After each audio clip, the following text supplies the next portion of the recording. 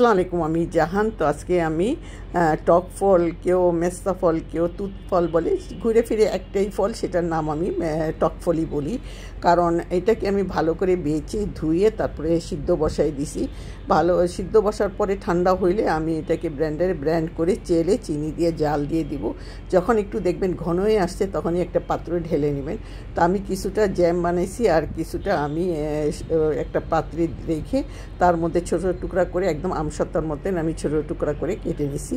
আর কিছু পাপড়ি আমি শুকাইছি এবং ব্র্যান্ড করে আমি চাও ওইটা দিয়ে বানাই। আর কিছুটা সিদ্ধ করে আমি ভর্তাও বানাইছি।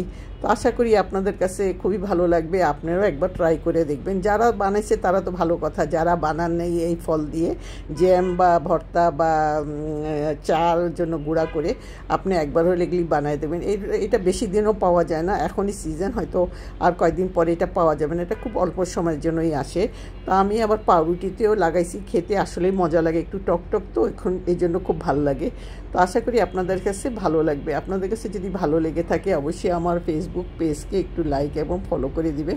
যারা ইউটিউবে দেখতেছেন তারা আমাকে অবশ্যই সাবস্ক্রাইব এবং শেয়ার করে দিবেন। তো আজকে এই পর্যন্তই। সবাই ভালো থাকবেন, সুস্থ থাকবেন। আল্লাহ হাফেজ।